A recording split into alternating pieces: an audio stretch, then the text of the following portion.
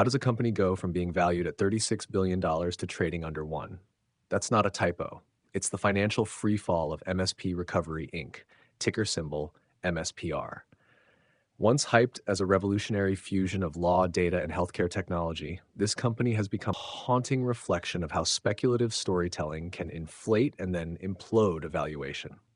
Today, MSP Recovery stands not just as a stock, but as a litmus test for how markets digest innovation, legality, and credibility, all colliding at once. Stay until the end because our full trading strategy, integrating both the latest technical signals and the narrative drivers shaping this stock, is included in this episode. And for those watching on Shorts, you can find the full uninterrupted version through the link below the video. It's worth it if you want to understand every layer of this story. The story begins in 2014 when attorney John Ruiz founded MSP Recovery in Miami. Unlike a typical healthcare billing firm, which processes claims and occasionally audits insurers for small errors, MSP Recovery targeted systemic inefficiencies across the entire U.S. healthcare payment structure. Billions of dollars flow through Medicare, Medicaid, and private insurers every year, and inevitably some of those payments are duplicated, misclassified, or never recovered. Ordinarily, such overpayments are corrected through slow administrative reviews or negotiated settlements between payers and providers. MSP Recovery decided to industrialize that process by combining data analytics with legal enforcement.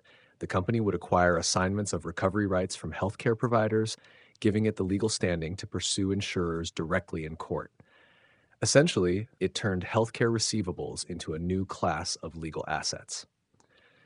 To operationalize this, Ruiz built LifeWallet, a digital ecosystem meant to store and tokenize patient data, link hospitals and insurers, and support the analytics that power recovery litigation. In theory, the system could identify wrongful payments in real time and then monetize them through lawsuits or settlements. The model blurred the line between a law firm, a data company, and a litigation finance fund. For investors, it promised something extraordinary, a business model that could convert legal rulings into recurring revenue. When MSP Recovery announced its merger with Lionheart Acquisition Corp. II, a SPAC, on July 12, 2021, the market erupted with enthusiasm. SPACs, or special purpose acquisition companies, raise cash first and find a private firm later to merge with, allowing that company to go public without a traditional IPO. During the SPAC frenzy of the early 2020s, these deals often bypassed the rigorous due diligence and valuation grounding that had come with standard IPOs. MSP Recovery's valuation, near $36 billion when the merger closed on May 23, 2022, was one of the largest in the sector's history. Investors bought the narrative, a legal fintech juggernaut capable of unlocking billions in hidden healthcare value. By January 2023, the company rebranded as LifeWallet, promising a blockchain-enabled electronic health record network, another layer of futuristic promise. Under normal conditions, a company newly listed on a public exchange focuses on profitability and operational execution before branching into new technologies. But MSP Recovery's early pivot toward blockchain signaled something different. The core business, claims recovery, had yet to yield meaningful, recurring revenue. Numbers confirm that concern. In 2024, the firm's revenue reached about $18 million, up sharply from roughly $2 million the prior year, yet losses swelled to nearly $360 million. The imbalance was stark, a multi-million-dollar income against hundreds of millions in losses. It revealed what insiders already suspected, that the company was scaling its marketing faster than its monetization. By early 2025, the cracks were undeniable. The stock fell below $1, triggering a potential delisting from NASDAQ, which requires listed equities to maintain that minimum bid price. Typically, companies faced with this issue pursue organic recovery, improving fundamentals, securing partnerships, or announcing growth catalysts to restore market confidence. MSP Recovery chose a more mechanical path. On August 28, 2025, it announced a 1-for-7 reverse stock split, effective September 2nd. Reverse splits consolidate shares to artificially increase per-share prices without altering total market value. In MSP's case, the move reduced its outstanding shares to about 1.4 million, lifting the stock price temporarily above compliance thresholds. However, Reverse splits are widely seen as red flags. They often indicate that management has failed to sustain investor confidence through performance and must rely on structural manipulation to avoid delisting. The signal to investors was unambiguous. The company was in survival mode. Then came a rare turn of fortune, one rooted not in markets, but in law. On July 15, 2025, the Maryland Supreme Court upheld the validity of MSP Recovery's assignments of Medicare recovery rights. This ruling might sound technical, but its implications were profound. In the U.S. legal system, most third-party recovery cases are dismissed early because courts reject standing, the right of a non-provider to sue on behalf of healthcare entities. The Maryland decision broke that pattern, confirming that MSP Recovery's assignments were legally enforceable. In other words, the company now possessed a legitimate foundation to convert potential claims into collectible judgments. This was highly unusual. Legal validation of a business model is not a common valuation event. Most firms' valuations rest on financial metrics, not court rulings. But in MSP's case, this decision effectively transformed litigation wins from hypotheticals into tangible financial assets. For investors, that was no small shift. It meant the company's theoretical future revenue might finally have legal weight behind it. Despite this legal tailwind, financial reality remained grim. On April 10, 2025, months before that court victory, MSP Recovery announced a strategic term sheet to restructure over $1.2 billion in guaranteed corporate debt. Under normal circumstances, companies reduce such massive liabilities through refinancing, asset sales, or equity issuance. MSP's approach, however, was unconventional. It proposed using its legal portfolio, potential recoveries, as leverage in debt negotiations. Essentially, it aimed to treat unresolved legal claims as financial collateral. That's not standard corporate finance practice, and its very unusualness hinted at both creativity and desperation. A follow-up term sheet on August 29, 2025, reinforced that direction, introducing new working capital provisions and liquidity lines.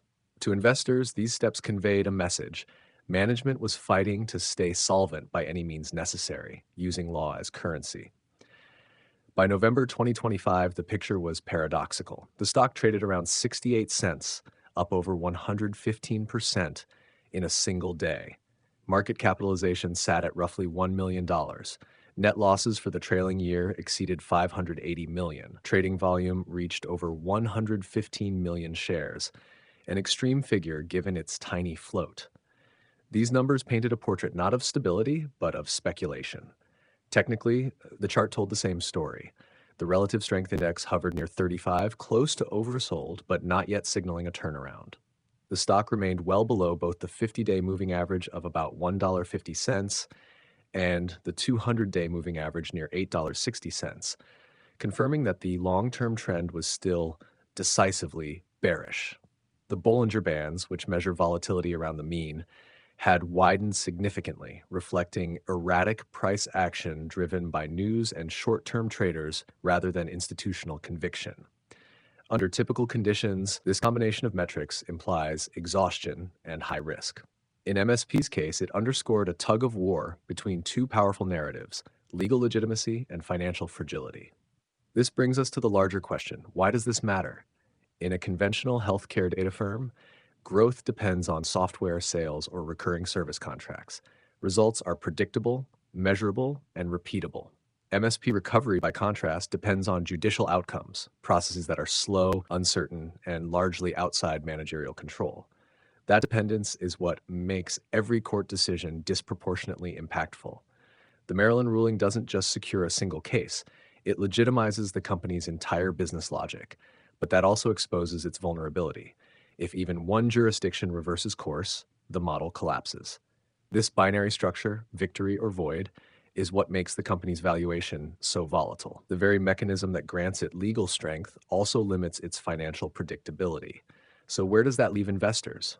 In the short term, over the next few weeks, the key support range lies between 64 and 70 cents. If RSI dips below 30 and rebounds alongside increasing volume, a short-term rally toward 80 cents could form. However, a breakdown below 55 cents would likely trigger renewed selling. In the medium term, over the next few months, All eyes are on the company's earnings release scheduled for November 14, 2025. If management presents credible evidence of debt reduction or liquidity improvement, the price could approach $1.20, but any signs of delay or opacity could send it back toward 40 cents. Long term, the thesis is binary. If MSP converts its legally validated claims into real cash flow, the stock could normalize in the $1 to $3 range. If not, further dilution or another reverse split could follow, a grim but plausible outcome. Ultimately, MSP Recovery's saga is not just about numbers. It's about the collision between law and finance in real time. The company has built legal credibility, but has yet to translate that into sustainable economics. That tension between legitimacy and liquidity defines its risk, its allure, and its lesson. It stands as both a warning and a window into how modern markets price possibility. For those who've stayed until this point, thank you for being part of this exploration. And to everyone who likes, comments, subscribes, and shares these stories beyond this channel, your engagement drives what we create next. We appreciate every one of you, and will continue bringing deeper, sharper insights into the world of financial storytelling. This was ValueStir.